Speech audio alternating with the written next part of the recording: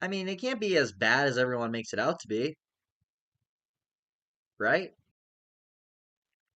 Hey guys, how is everybody doing? And today I'm going to do something just for fun. So, the release of Lanterns is going to be premiering on Sunday, which is the first Green Lantern project that we've gotten, well, since the movie I'm about to be talking about here soon.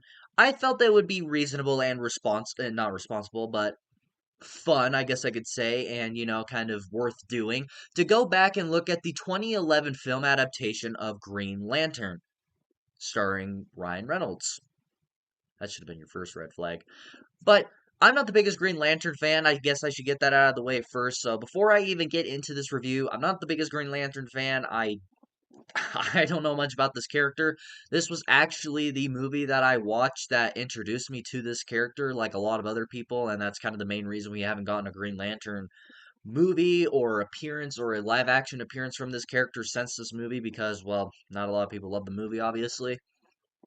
And, with the release of Lanterns coming out Sunday, which the premiere of it is on Sunday, which I'm actually pretty excited about, I felt like it would be okay to go back and check this movie out years later, knowing that we have a new project coming out, knowing that we're going to be seeing more Green Lantern in the future, because this movie basically killed that.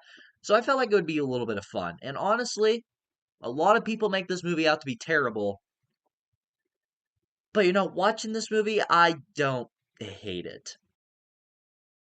But starting off with my positives on Green Lantern, and the one positive that I do have about this movie is the visuals. I think the visuals alone in this entire movie are fucking beautiful and absolutely gorgeous. Now, yes, there are moments where maybe the CGI kind of overshadows the visuals to where it kind of makes the visuals not as pretty as they're supposed to look. But I think visually wise that this is an amazing looking film down to the outfits themselves. I think the outfit itself in this entire movie, like the one that the Green Lanterns actually wear with the big green glowing outfit, I absolutely love that. Now, again, I'm not the biggest Green Lantern fan, nor do I really know much about the character, but I have seen some comic strips to where the costume is like a regular costume, something like Superman or whatever. But there's also Green Lantern outfits out there that are like a hologram or whatever that comes out of the ring like it does in this movie. But this movie adapts that where it comes out of the ring or whatever. And I think when it does, I mean we actually do see the full outfit. I think it's absolutely gorgeous, and the big green beam that it is, I think it's just gorgeous to look at. The mask, not so much. Why are you glowing? What the hell is with that mask? Came with the outfit. But even like just outside of that outfit, we also get to see a little bit of the world of of where the Green Lanterns live. I don't know what the planet's called. I kind of forget, but there's thousands of them or whatever. But there is like moments where we do go and visit the Green Lantern planet, especially when Hal Jordan goes there after he gets picked by the ring or whatever, and he goes there and they train him or whatever.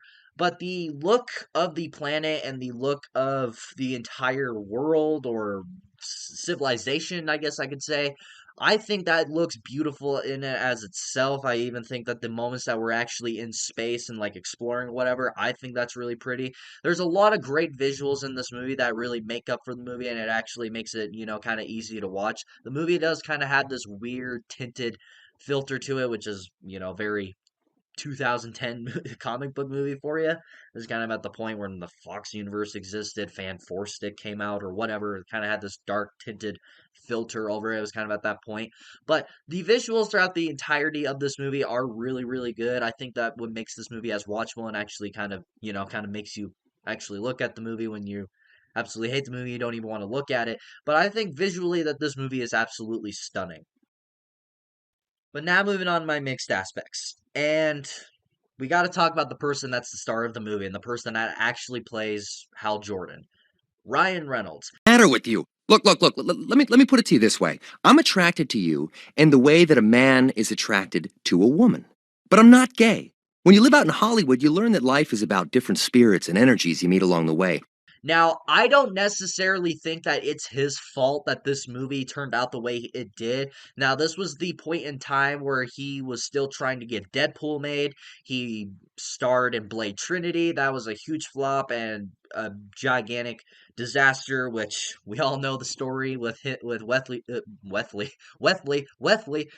Snipes and the whole drama surrounding that movie and how he hated what they were doing, which I don't blame him there. And, that didn't work out. The movie flopped, and then he went on to do X-Men Origins, and they offered him a cameo to kind of show off what Deadpool was and what he could be. And basically got tricked to basically play a shit version of the character where he didn't have a mouth or whatever. He got tricked, us got tricked, well, the audience got tricked as well. And he basically said, "Fuck you, Fox. I'm going to show you that I can do something on my own." And he agreed to do Green Lantern, and obviously that didn't work out in his favor either, which didn't help his case in getting Deadpool made. But as time would show, he did the test footage, he leaked, and he would supposedly leak it. Who knows who really leaked it? And the footage got leaked, and then Fox said, "Yes, let's do Deadpool," and now we have a whole trilogy, and he's officially in the MCU now, so it all worked out. But either way, it's getting off track. I don't blame Ryan Reynolds for the movie being as mediocre or bad as it is. I don't even blame his performance being just okay, because this is Ryan Reynolds that we're talking about. Whenever you see Ryan Reynolds, you instantly think, oh, it's going to be a comedy. Oh, he's going to be cracking jokes. That's why Deadpool was a character that he probably leaned towards, because he can resonate with him a little bit. But even if I don't necessarily blame him, I kind of blame the crew of the movie, because I think it was kind of a poor casting choice to even want him to be your Hal Jordan. I don't think he's a very good Hal Jordan. I don't think that he does very good in the role. He just doesn't embody Hal Jordan to me, and especially with some of the animated films and some of the comic strips that I actually have read from this character. Like, I'm opening a drawer. Like, even recently reading this thing, like I'm on page 340. Like, I've read enough from this character to kind of somewhat understand what he's like. And, just reading that before I even rewatched the movie, I can tell that Ryan Reynolds just was not the perfect casting for this. And I think even the studio knew that, but Ryan Reynolds, again, just wanted to prove himself. However, he may not be a very good Hal Jordan, but that doesn't necessarily say that his performance is outright terrible. I do think that for a serious performance that he does give throughout somewhat of the movie, I do think is somewhat entertaining, and to kind of see him do something different that isn't just full blown comedy.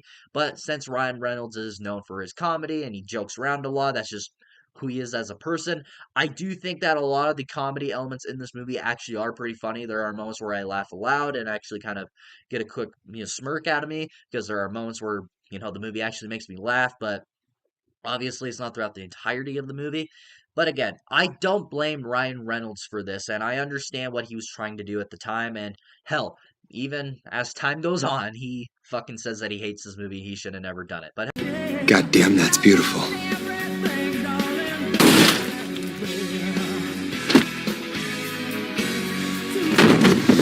You're welcome, Canada. hell, it's how he met his wife. That's something. But now moving on to the negatives. And this is a comic book movie that came out during the 2010s. This was kind of during the heyday of the Fox universe. The MCU was just getting started. And, you know, all these other universes and other Marvel movies and other comic book movies, they were all coming out at the time. And they all kind of share the same issue with the CGI. So I won't spend a lot of time ragging on this movie with the CGI, but the CGI throughout the entirety of this movie is complete dog shit, because there's a lot of just awkward moments where the CGI just doesn't look good. It seems like all the time and energy that they put into the CGI was with the actual suit itself, which I already talked about that. I think that looks great. That's like the only piece of CGI that I actually think looks good. Other than that, none of it really looks good. There's moments like with the other Green Lanterns where obviously there's like a bunch of creatures or whatever. Most of it seems practical, so I won't rag on that too much. But there are moments where like the monsters or creatures, whatever the fuck creature Green Lanterns, they don't look very good, and they kind of look weird. And a lot of the movie is kind of a green screen, especially when they're on like the Green Lantern planet or whatever. Most of that is just green screen, and you can just clearly tell in like some of the action sequences when he's flying around or using the ring to make a bubble around him or use guns or whatever. The CGI there doesn't look very good, but this is a movie that came out during 2010. It's been like what 15 years since this movie came out, so I did not expect it to age well, but there are moments where it just looks extremely ugly. Why did the mask have to be CGI? That was just distracting. And one thing that I don't understand what the fuck was going on here, and if anything, this is kind of a nitpick, but somewhat not throughout the entirety of the movie, but there is a moment kind of like beginning of the movie and kind of a little bit towards the middle of the movie before Hal becomes Green Lantern or whatever. There's this all of this stuff going on about Hal's dead dad. As we see in the beginning of the movie, his dad was a test pilot. He would go on these planes and he would test run them or whatever. And to no one's surprise, the test went wrong and, he died in an explosion or whatever. And obviously, Hal seeing his dad die, that's traumatic, whatever. Same bullshit that we've seen before in a comic book movie, seeing the parent die and wanting to be better than them or whatever, kind of continue their legacy. Whatever. Time a dozen thing that we've seen before. And this movie continues that. It's a story that we've seen before, and it's a story that it's just kind of stupid. And honestly, the way it's kind of played out, it kind of seems like that was supposed to bother Hal more. That was supposed to be something that sticked with him more, maybe end up becoming a character arc for him at the very end of the movie, to where maybe that should have influenced him to become a superhero, but that plays no part in him even becoming a Green Lantern, which I feel like was a mistake there. There could have been something interesting there, but whatever, I guess. And the way the fucking like the flashback sequences are shot of Hal remembering his dad died, him coming out of the fucking plane, him smiling, cheerful, and then fucking the plane explodes and he dies or whatever. The way that is shot and performed, I'm not even shitting you. It just seems like something taken straight out of fucking South Park.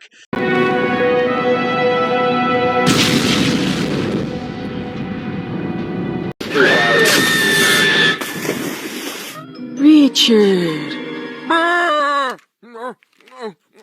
Because that I was just laughing at because the way it is performed, shot, choreographed, whatever. I don't know if it was the director's fault and that's just his vision, or I don't know if it's just the way it was shot. And I was just laughing throughout the entire thing. Like I understand it's supposed to be emotional or whatever. I personally have not lost a parent, which hopefully I don't have to deal with anything like that sooner rather than later. But but and even with that aside, you think it would have been like a huge character arc thing to where he like gives like some sort of like redemption or full character development at the very end of the movie, but it's only played for 15 minutes out of the fucking movie and then it just disappears and then you never fucking learn anything about it again. And I'm sitting there, I'm like, what the fuck? You're gonna do that and then you just completely forget about it? Like you think like that would play a role in him becoming a superhero? Fuck no, they just like, oh, that we completely forgot about that, so let's just move on. You know what? I personally, if I lost my father, I would probably, try to make him proud, but this movie's just like, who cares about that? And the final negative that I have about this movie is its villain. Now, this is a villain that it's a very generic ass villain. This is a villain that we've seen before where a scientist or professor at a high school, or I think it's college. I think it's college. He like a college professor, and he's like a science teacher or whatever. And they select him for some weird reason to fucking dissect this dead Green Lantern that shows up, and something goes in his brain and makes him crazy or whatever, and he can be able to hear people's minds or whatever. Which when haven't we seen a professor turn evil or whatever? Like this is something that we've seen like so many fucking times. And it's not even that he's like a generic villain. He's also just like forgettable. I don't even remember this dude's name. Like all I can remember about this dude is that he can hear people's thoughts. Like he's a version of Professor X or something. I don't know. But not even that. This villain is played out to be like the big bad. This is the Thanos of the Green Lanterns. The way that they talk about this guy and write this guy, he's written to be the being or the creature, whatever the fuck this guy is, he's written to be this Thanos level threat to where he's going to be the one that completely takes out all the Green Lanterns. He's basically going to make them go extinct. Like, he is going to make them not exist. He's going to be the one that fully takes them out, overpower them, whatever. There's never going to be any of them left. That's how he's written, and that's how they describe his character. And you think that the level of the threat he's going to be? No, it only takes a single Hal Jordan to stop him, and I think that's a fucking joke. I think that was really stupid because, to me, like, you can't write a Thanos level threat and then just have him get taken out like it's fucking easy. Literally, the fucking science professor gets eaten or swallowed up by the fucking big cloud dust monster vagina face thing or whatever the fuck this thing is.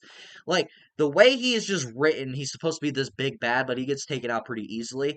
And again, I was sitting there going like, what the fuck? Overall, guys, I may have sounded more negative on this movie than I really am. I don't hate this movie. I don't think it's terrible. Now, I don't think it's a very good movie. I don't think it's a very comic book movie. And there's a reason that this movie basically killed all of our hopes of getting some sort of Green Lantern movie project, live action project, excuse me, or whatever. And that's why I'm pretty excited for the new Lantern show, because I'm excited to see what they'll finally do with a Green Lantern project literally 15 years later. That's the first live action project that we're getting from this character in 15 years. So hopefully they learn from their mistake about this from this movie, and hopefully they actually create a very memorizing Green Lantern show and characters or whatever to where we want to see more of them. And I myself would like to see more Green Lantern projects so I can actually get more interested in these characters. But there is a reason why this movie killed all of our hopes with that. But I don't think it's terrible. I do think that it might be overhated, and I do think that maybe it's over exaggerated for how bad it is, but I still wouldn't recommend it. So, what do you guys think about Green Lantern? Have you seen it? What do you think about it? Do you like this movie? Do you not like this movie? Do you actually think this movie is overhated and you actually really enjoy this movie? Let me know in the comments below and we shall talk about it. And if you like this video, like it. If you love to subscribe to the bell, because you will get notified for all my latest videos. And of course, until my next video, see you all next time.